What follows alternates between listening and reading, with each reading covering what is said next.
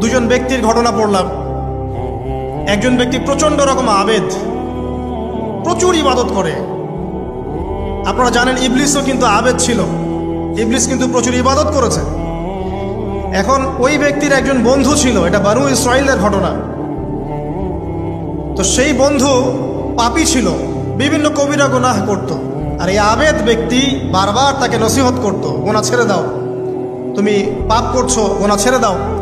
তখন সেই ব্যক্তি যে পাপ করছে সে বলতো যে আল্লাহ কি তোমাকে আমার রক্ষক বানিয়েছেন? আল্লাহ কি তোমাকে আমার উপর দারোগা বানিয়েছেন? আমাকে আল্লাহর হাতে ছেড়ে দাও, আমাকে নসিহত করতে এসো না। একদিন এই আবেদ ব্যক্তি তার বন্ধুকে একটা জঘন্য পাপ করতে দেখলো, এমন একটা পাপ যেটা দেখে তার মনে ধারণা আসলো এটা চরম জঘন্য একটা কাজ। তখন সে মুখ ফসকে বলে ফেলল যে আল্লাহ তোকে আর মাফ করবে না, আল্লাহ তোকে জান্নাত দিবে না। আল্লাহ রাব্বুল আলামিন মালাকুল মউতকে এই দুজনের কাছে পাঠালেন, দুজনের রূহকে কবজ করা হলো।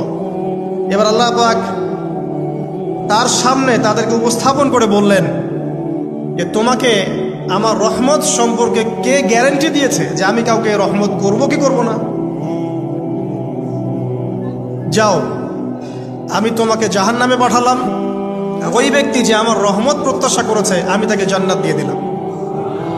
দেখুন, এই হাদিসটা শুনলে মনে হয় বাহ্যিক হয়তো বা মুখের একটা কথার কারণেই সে জাহান্নামে চলে গেল। আসলে বিষয়টা এমন নয়। বিষয়টা আমি আপনাকে বোঝাচ্ছি। বিষয়টা হচ্ছে ইবলিসের মতো।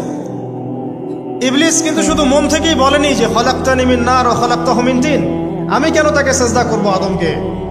আদম তো মাটির তৈরি আর আমি তো আগুনের তৈরি। এটা ইবলিসের শুধু মৌখিক স্টেটমেন্ট ছিল না, কারণ কি ছিল? আবা ওয়াস্তাকবার, সে উদ্ধত হয়েছিল, অহংকার প্রদর্শন করেছিল। ভিতর থেকে ইন্টারনালি সে অহংকারী ছিল, সে আন্ডার এস্টিমেট করে কথাটা বলেছে, শুধু মৌখিকভাবে বলে নাই। কিন্তু ঠিক এই ব্যক্তির ঘটনা এমনই, সে মন থেকে অহংকারী হয়ে উঠেছিল, যদিও বা সে আবেদ ছিল। এখানে আমরা যারা প্র্যাকটিসিং মুসলিম হওয়ার চেষ্টা করছি আমাদের জন্য এখানে নিদর্শন আছে। অযথা নামাজ পড়েই ভেবে বসবেন না যে অনেক কিছু করে ফেলছে, এক চিল্লা দিয়ে মনে করে ফেলবেন না যে দিনের জন্য অনেক কিছু করে ফেলছে। একটা হজ করেছেন, ওমরা করেছেন, সিয়াম রেখেছেন, দিনের জন্য দান সদকা করেছেন, একটা মাদ্রাসা মসজিদ করেছেন, ভেবে বসবেন না আপনি সব অনেক কিছু করে ফেলেছেন এবং অন্যরা সব ককরোচ তেলাপোকা, ওরা জাহান্নামে যাবে, এমনটা মনে করবেন। জানি না আমরা যে কার আমলের কতটুকু আল্লাহর কাছে কবুল হচ্ছে। তো এখানে এই ব্যক্তির সমস্যা ছিল এই, সে নিজের আমলটাকে অনেক ভারী মনে করছিল এবং সে স্টেটমেন্ট দিয়ে ফেললো যে তোকে আল্লাহ পাক মাফ করবে না। এই একটা কথা মন থেকে বলার কারণে তার ইহকাল পরকাল দুটা বরবাদ হয়ে গেল, সে জাহান্নামে চলে গেল।